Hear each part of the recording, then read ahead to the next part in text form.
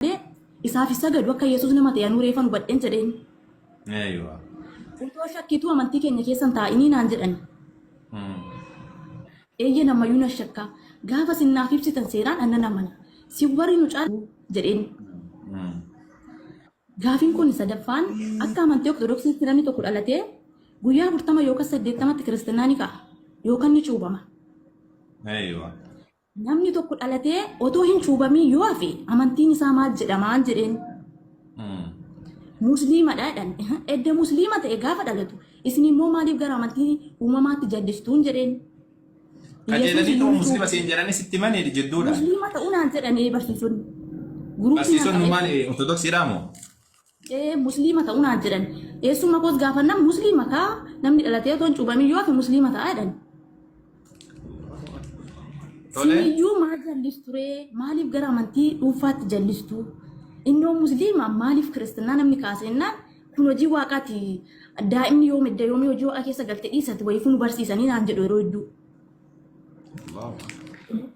Maaliif cuubamaa maaliif kirrii kokkeetti shiituu edda kiristaanaa ka'anii ati ortodoksiidha mallattoo kee jedhanii fannoo kokkeetti hidhu. Namni tokko yoo kokkeetti fannoo irra hin jiraan ati ortodoksii miti namaan jedhu.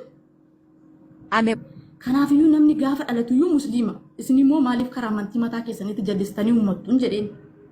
Hin beekan jechuudha akka namni islaamummaa irratti dhalatu ni beekan jechuudha bareechanii. Ni beeku hedduun dhalatanii jallisu malee jechuudha warra barumsa qabutu nu jallisan jechuudha warra qeessota nurra barnoota qabantu warra nu barsiisu jechuudha akkana jedhanii nu barsiisu yeroo hedduun hin gaafadhaan jechuudha gaafii kana. Ni beeku garuu ofiif jallisu isaaniyyuu ni beeku Yesuus dhalatee dhanna ni qabataa jedhu. Torbee darbe keessa gaafadheen ture guyyaa naqaa ni kabajama guyyaa Yesuus dhanna qabateedhaan. Yesuus namadhaa kan dhanna qabatuun jedheen.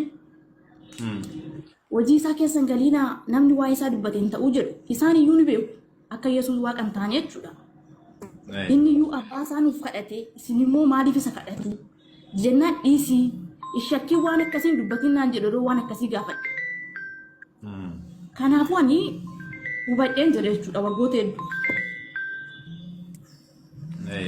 Faatti du'aa ka'eettan otoo waaqa ta'ee jiru akkamittiin du'ee jedhees gaafadheera. Kunis hojii waaqaatiin naan jedhan kaleessallee gaafadheen naannaaf deebisuu didan. Yesuus guyyaa sadii lafa onaa keessatti seexanni Yesuus Kiristoosiin qorteedhan. Innoo waaqadhaa akkamittiin otoo waaqa ta'ee jiru seexanni isa qortee jedheen gaafadhe. Kanas akka naaf deebisaniin barbaada. Innoo waaqadhaa otoo waaqa ta'ee jiru akkamittiin seexanni isa qoruu dandeesse.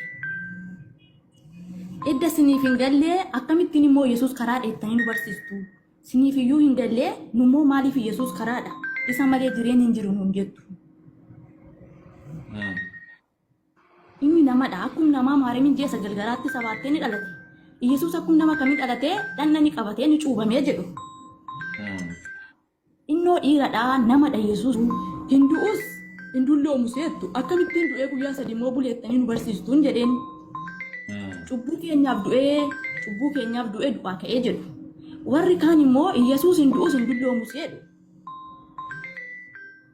Kana hunda yeroo hedduun gaafadhe. Kanuun qorachuuf beentees ta'ee jennaan isaanis akkasuma naan jedhan. Maatiin kan ortodoksiidha. Ortodoksiis ta'een jira. Garuu kan manaaf galee akka islaamni karaa ta'een hubadheen. Maatii kan kootiin islaaman ta'aa jennaan isaaf filannaan achumatti hafi naan jedhan. Sinirra immoo ana rabbitu naaf caadaan islaamummaa fudhachuun barbaada. Rabbiin si haa qarqaaru. Gaafii qabda islaamummaarraa osoo kaan irratti wasiif hin dabalin islaamummaarraa gaafii qabdu qabda. Islaamarraa gaafiin qabuun qaban akka dhugaa ta'e hubadheen jiraan. Namoota hedduu gaafadheen jira. Hubadheen jira yeroo baay'ee nan dhaggeeffadhaan quraan jechuudha. Hubadheen jira beentees namoota hedduun gaafadhee jechuudha qeessota iyyuu gaafannaan hojii waaqa keessan galiin naan jedhu. Kan beentees baradheeraan barnoota isaanii jechuudha baradhee xumureera wangeela isaanii. Anaafiyyuu naaf hin galleen barsiisuun jedheen baradhee barsiisennaan hin barsiisanii anaayyuu naaf hin gallee waan akkamittiin Yesuus waaqa dheettu akkamittiin du'ee guyyaa sadiitti du'aa ka'ee ani immoo akkamittan deemee Yesuus malee karaan hin jiru jedhee barsiisan jedheen. Edda baratteen barsiisnee wangeela lafa nuuf kaa'ee jedhan dhiiseen gara ortodoksii dhufe jechuudha. Isaanis immoo barsiisnaa daaqonii ta'e faarfadhu jennaan anayyuu naaf hin galle akkamitti nan barsiisaa anaafiyyuu gaafiidhaan jedheen. Kasiif gaafii ta'e immoo nuti siif deebisuu hin dandeenyu naan jedhan. Yesuus hin dhalatiin dura hafuura ture malee waan hin turre naan jedhan. Erga hafuurri ture maaramiitti kan dhufe ergamaan Gabri'eel maaramiitti ergamee ati nu ulfoofta Yesuus ni deessa fayyisaa biyya lafaatti hin jedhee. Maaramiin akkuma nama kamii edda deesse Yesuus dhanna ni qabatee ni dhalateedhan. Akkamitti waaqa ta'ee jiru dhalatee dhanna qabataa inni namadha malee waaqa miti hin jedheen.